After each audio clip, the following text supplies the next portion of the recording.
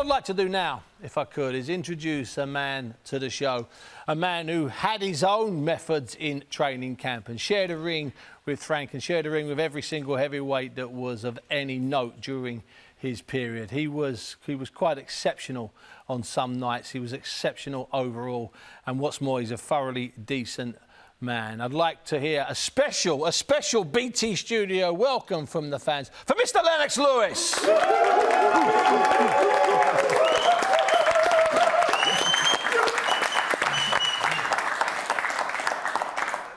Lennox, thank you. Lennox, great to see you. I've got David Haye here, I've got Carl Frampton here, and I've got Frank Bruno here. We're marvelling at how good you look, man.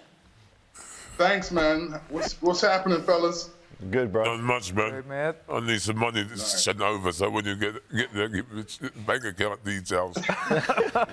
Yeah, I'll send you those details. Lennox, we're talking about Dillian Whyte, we're talking about Tyson Fury, we're talking about outdoors, we're talking about the pressures of big domestic heavyweight championship showdowns. You've been there, you've been part of that. It does. I'll ask you a question. Does it bring something special, the fact that it's another Britain, it's outdoors in Britain, 94,000 people, Lennox? It's going to be amazing. Hey, it's going to be amazing atmosphere. It's always great. I loved when I box outside. You know, you can get that fresh air, and it's something to look forward to. I think it's going to be a great fight. What a lot of people don't know is you got Kronk against Kronk as well, the two trainers. You know, Harold Knight. You know, he's been in the Kronk school, so a lot of things that he's got coming is part of the Kronk philosophy, such as that big right hand, big jab, you know, that left hook. These are the prime weapons of the Kronk factory.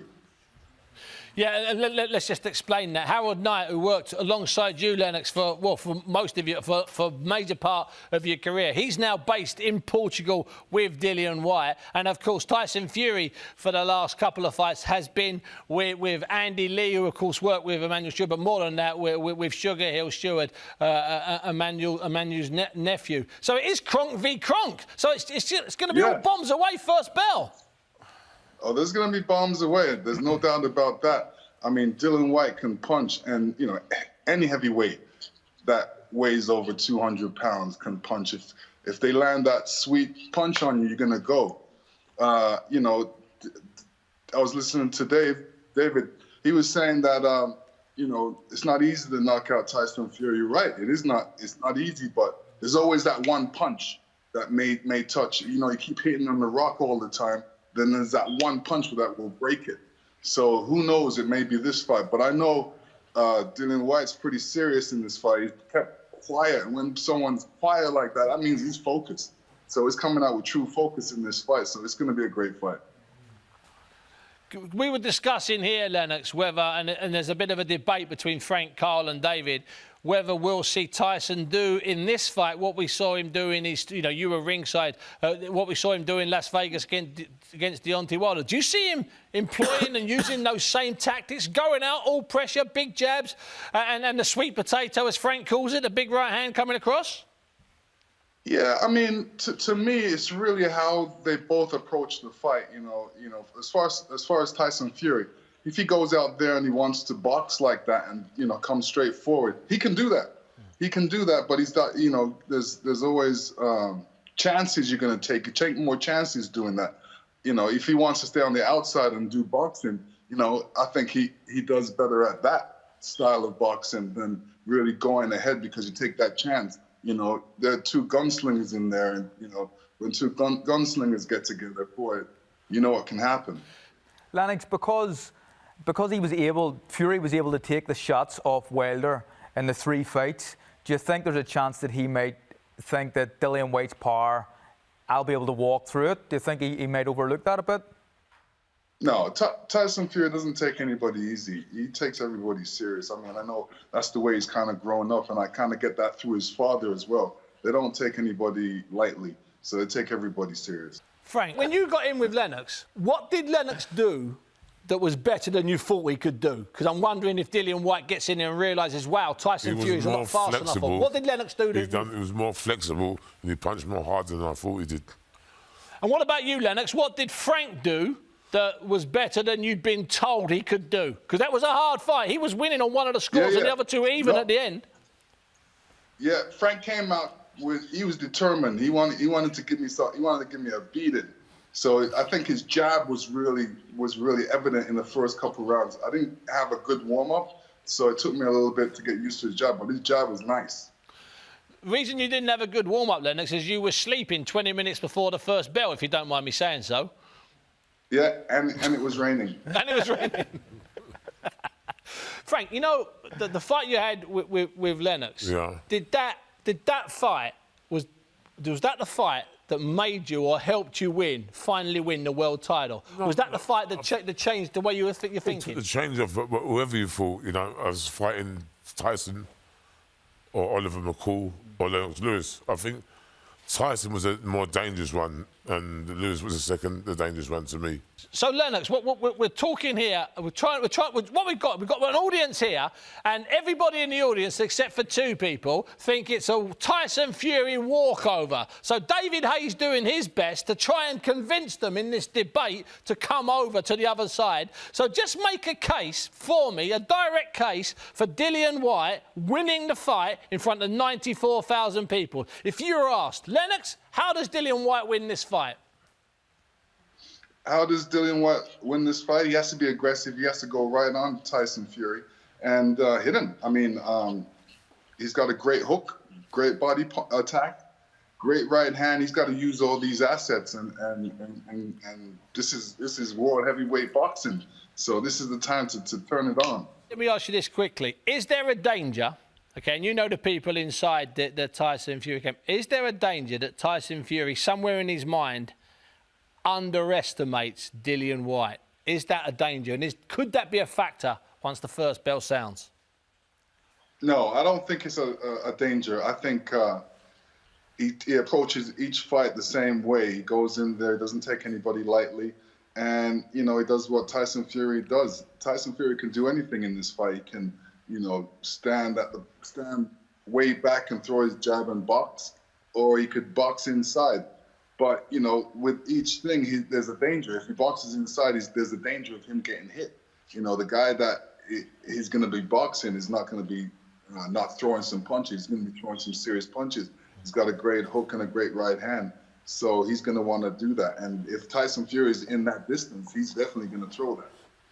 I can hear as we're talking to Lennox, the murmur of the crowd. Lennox will take some of your questions later on. In fact, the entire set of chairs will take some of your questions. But first, I want to take a little look inside Dillian Whyte's mindset, and a man that trained him, a man that did an awful lot of good stuff with him. They're no longer together, and that's Mark Tibbs, and he was together with Richie Woodhall, going through all of the things that Dillian Whyte might just do on the night once the first bell sounds.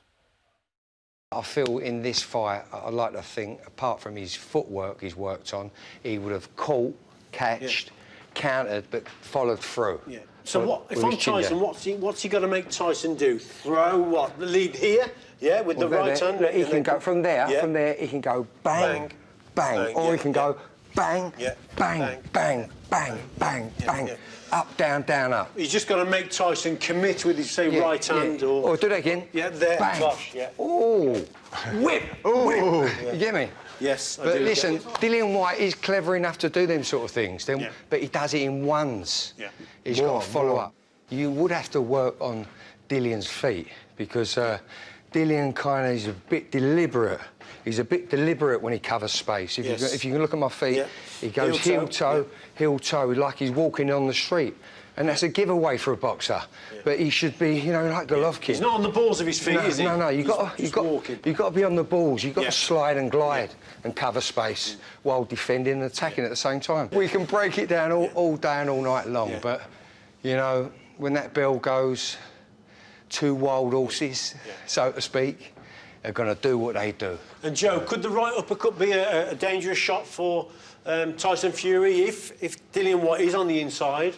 That right uppercut of Tyson Fury is a dangerous punch? It's a dangerous punch, but he has to throw it at the right time and right distance, obviously. That's the punch that I threw and got caught with, lunging and with a right uppercut, got caught with a left So hook. he's got to make sure that Dillian Whyte's sort of on his chest and then he's whipping that shot through. It's a good shot. I feel that's a good shot. Well done, because Tyson's there, Tyson, bang. It's quite a simple shot for Tyson. Yeah, just measure, measure, and then crack Bang, it. yeah. Bang, and then whoop, left hook. Or he can finish it. Bang. Yes. Good call. That was a great call. Yeah. I love that. Mark Tibbs throwing great shots. Joseph Parker looking on and Richie Woodall. Well, that's what they've said. Those are the experts. Rob, what have you got in the audience there? Because we're getting to that point in the show now where the people are starting to get a bit loud. Well, Buncey, they are in the presence of boxing royalty, and I'm not just talking about yourself. But we have the first question for Lennox and the guys in the back here. Lennox. Hi, Lennox. How do you think the current crop of British heavyweights would have fared against the heavyweights in your era? Boy, that's a great question. I don't know. He's such a diplomat. Lennox Lewis is a diplomat. Be real. Give us the truth. They would have had problems.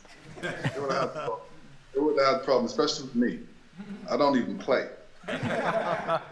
Got a question. How do you cope with injuries from training? Because me, I've fractured both my wrists, my right one twice. Obviously, there's other ways to keep fit, doing runs, sprints, but like, what other ways can you keep conditioned? Like what would you do? Best place to do sleep with your boxing. Yeah, on the hand injury, then you gotta work the rest of the body. So if it's running, cycling, anything else that doesn't that you have to work your hands, you should do. I mean, you can do some stuff that you can make sure that the rest of your body is working, but where it's hurting, you shouldn't work. And then try and build up the muscles around that to make that stronger. Okay, yeah. And we've got another one here. Hello, Lennox Lewis. I'm an amateur boxer at Box Up with the founder Stephen over here, and I wanted to ask, how did you visualize yourself being a champion when you were an amateur yourself? I visualize myself all the time being a champion. I think the main thing is what kind of champion you want to be. You know, you have to be, if you want to be a good champion. My thing, I always followed Muhammad Ali, so, you know, if anybody wanted me to do a movie scene, I would say, would Muhammad Ali do that?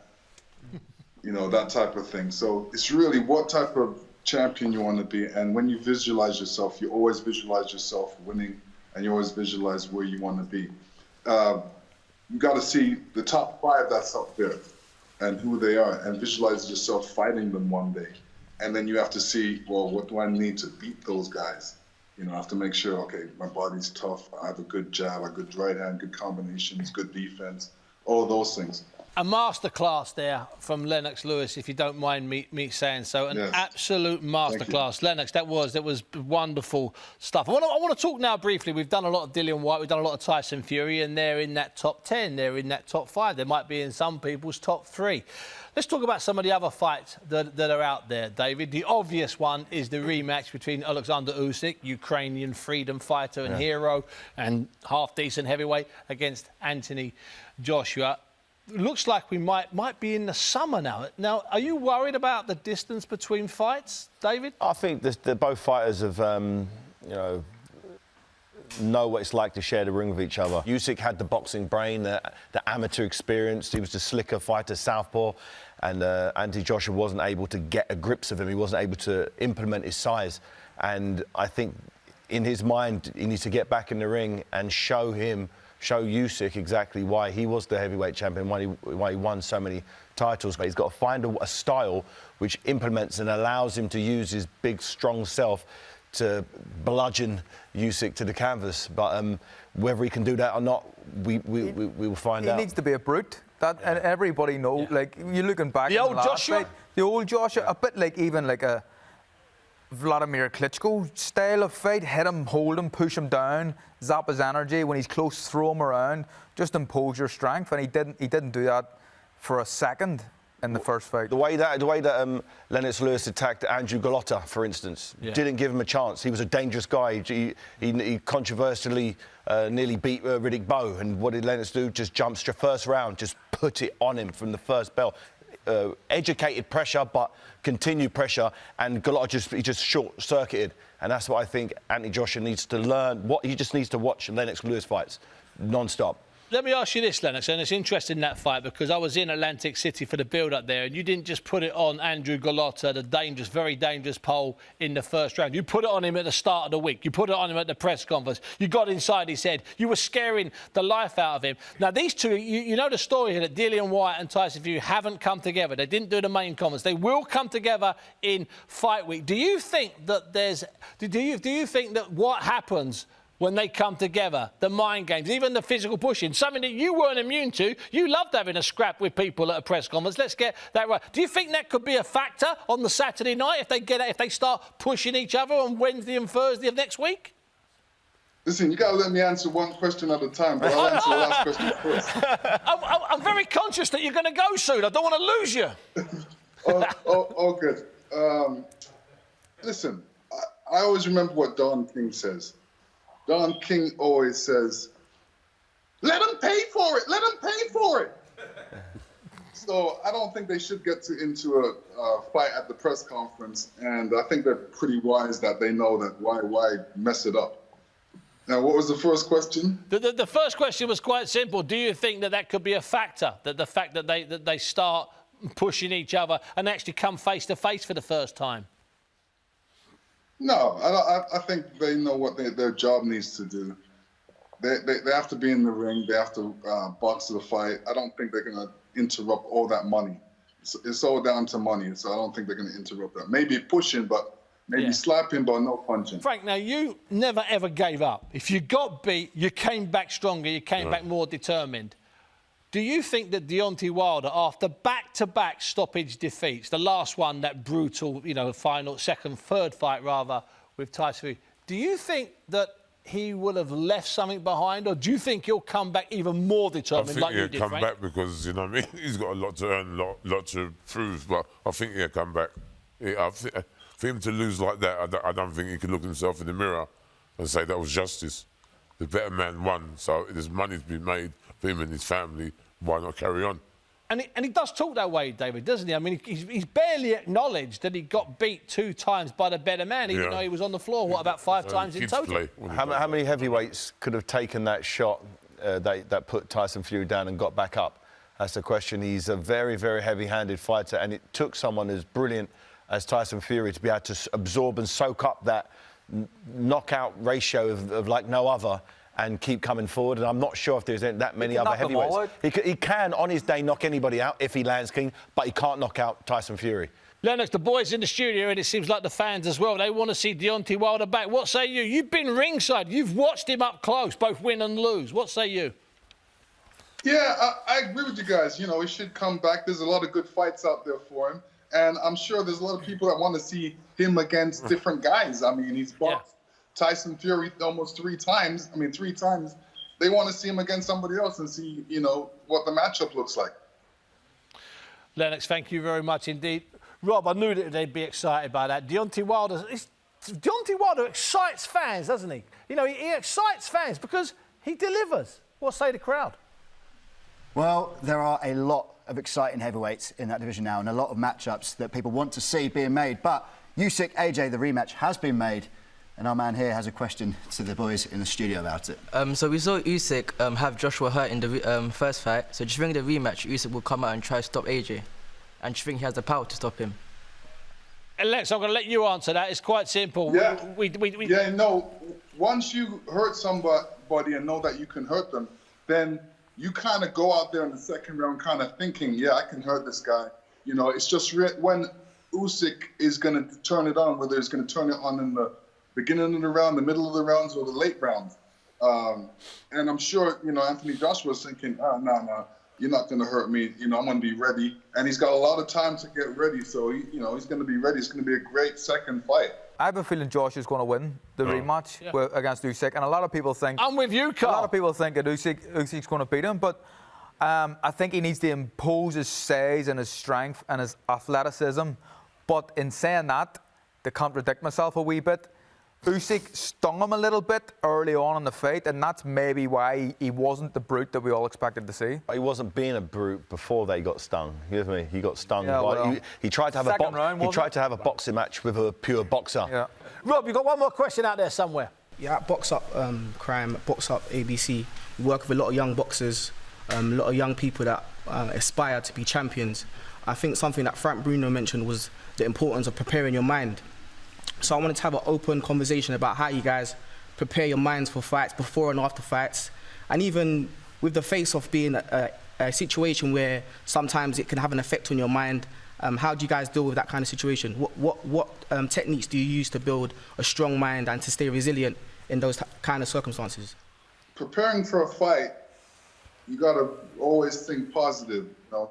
What I do, I run the fight through my head, and I play the fight through my head. All the things that I've done in training that I want to make sure that I focus on and remember in the fight.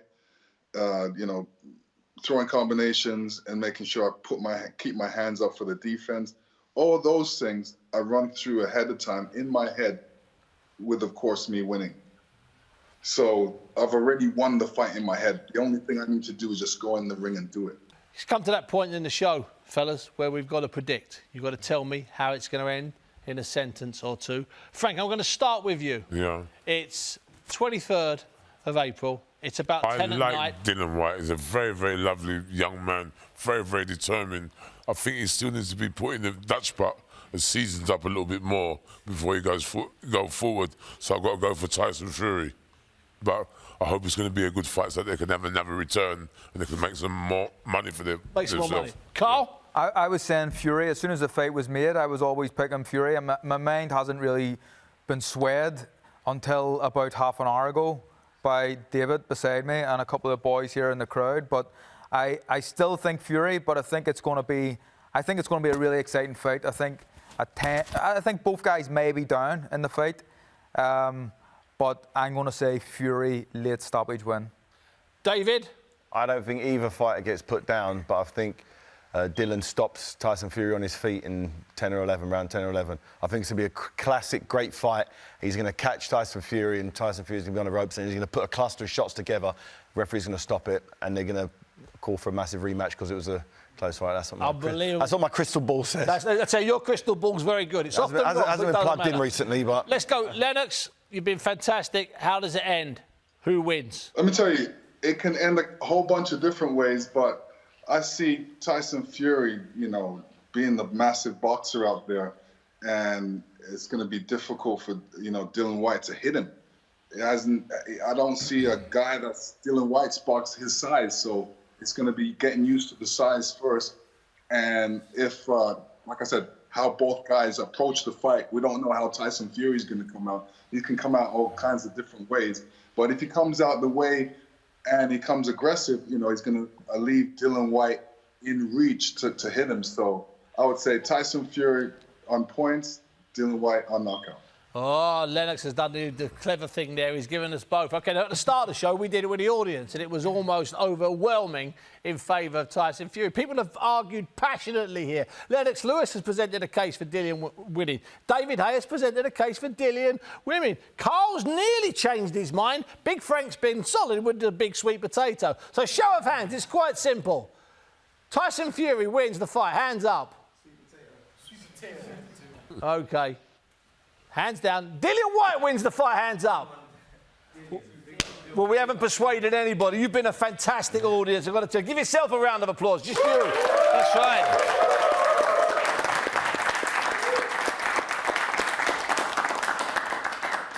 Well, that's it. That's the heavyweight debate. And we brought in the heavyweights. I really mean that. David Hay, former world heavyweight champion. Frank Bruno, former world heavyweight champion, and Carl Frampton, former super bantamweight and featherweight world champion. But boy, oh boy, they were brilliant fights. And live from Canada, Lennox Lewis. I think it was a great lineup. It was an iconic lineup.